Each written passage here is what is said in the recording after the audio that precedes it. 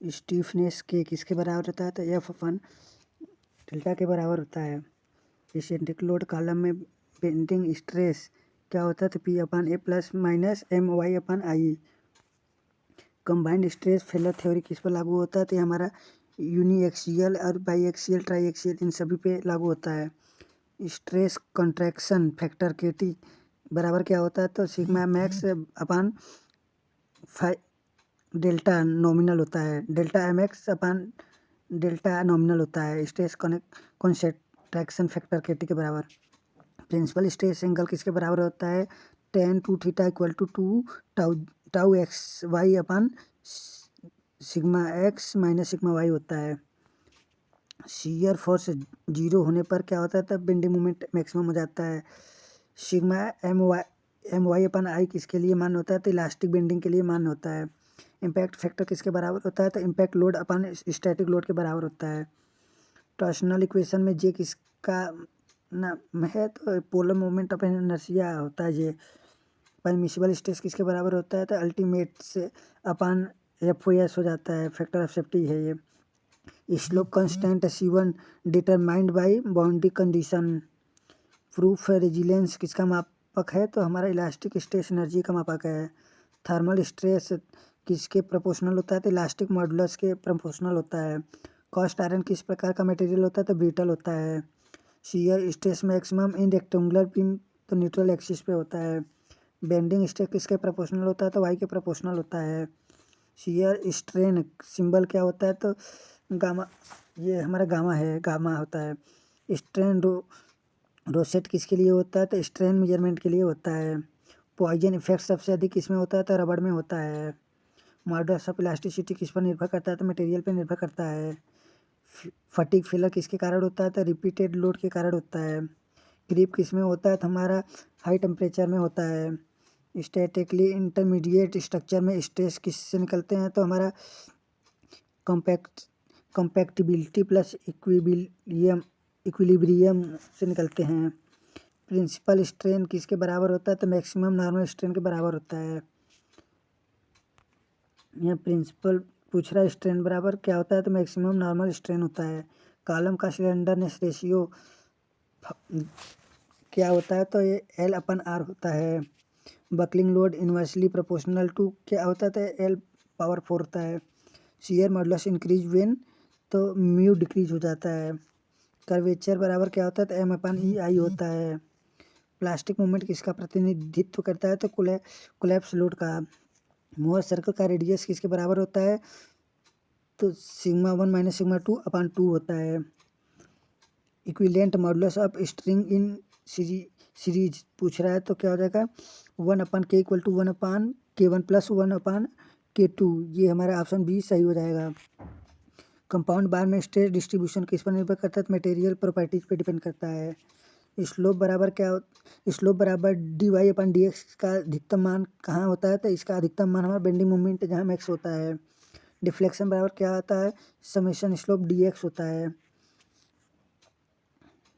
Combined bending और torsion में equivalent stress पूछ रहा है तो कोष्टक यानी under root sigma square plus 3 tau square के बराबर होता है। ऑप्शन ए हमारा सही हो जाएगा।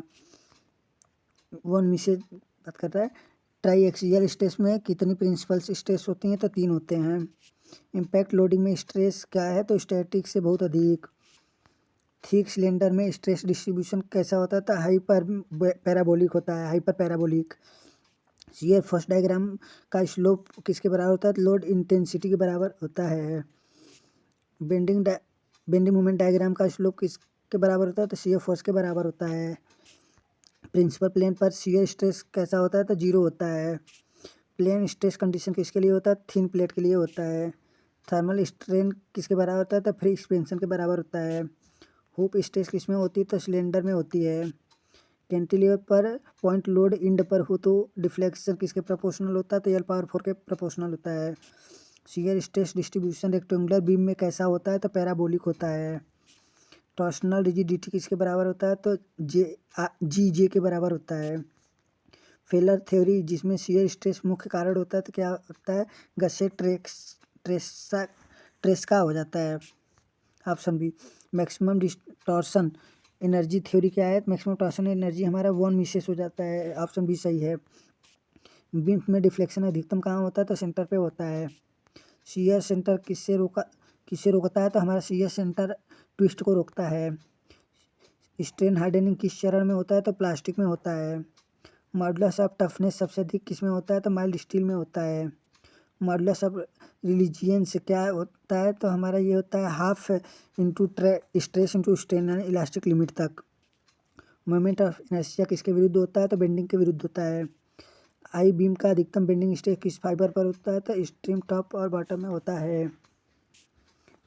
कंपोसाइट की बात कर रहे हैं यहाँ। कंपोसाइट बार में कुल डिफॉर्मेशन किसके बराबर होता है, तो जोड़ का योग होता है। किसी राड का elongation I gamma I equal to P L upon A किसके लिए मान्य होता है, तो हमारा ये यूनिफॉर्म राड के लिए मान्य होता है। शियर स्ट्रेस का एस आई यूनिट क्या होता है, न्यूटन पर एम एम स्क्वायर हो जाएगा। न्यूट्रल एक्सिस हमेशा क्या होता है, तो सेंटार्ड से गुजरती है। मॉडुलस ऑफ रिजिडिटी जी का अनुपात क्या होता है, तो शियर स्ट्रेस अपन शियर स्ट्रेन हो जाता है। ई जी और के का संबंध क्या होता है, तो हमारा ई इक्वल टू 3 के कोष्टक में 1 - 2 म्यू हो जाएगा, ऑप्शन ए। और हमारा दूसरा ये हो जाएगा ई इक्वल टू 2 जी कोष्टक में 1 + म्यू हो जाएगा। ये हमारा दोनों ऑप्शन सही हैं। Strain is dimensionless.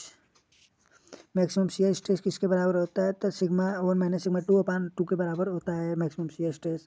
Mohr circle प्रतिनिधित्व करता है किसका, तो स्ट्रेस ट्रांसफॉर्मेशन का।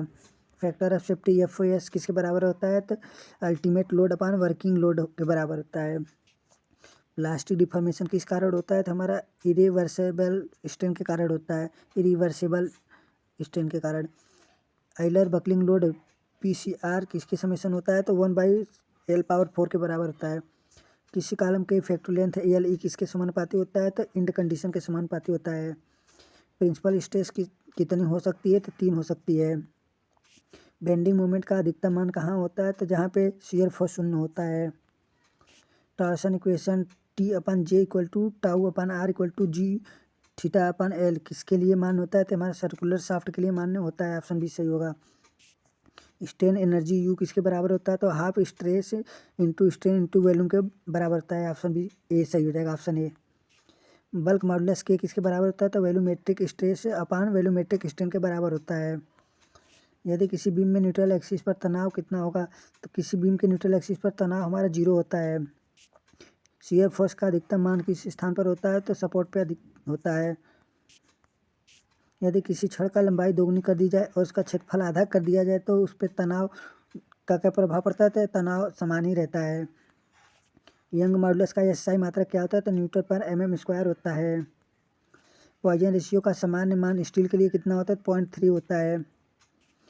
किसी पदार्थ में लगाया गया भार यदि उसके अनुपातिक सीमा के भीतर होता है, तो तनाव किसके समानुपाती हो जाता है, तो स्ट्रेन के समानुपाती हो जाता है। हुक्स लॉ केवल किस क्षेत्र में लागू होता है, तो इलास्टिक क्षेत्र में हुक्स लॉ लागू होता है। 1 mm² क्षेत्र पर 1 किलो न्यूटन का बल लगाने पर कितना तनाव होता है, तो 1000 MPa हो जाता है।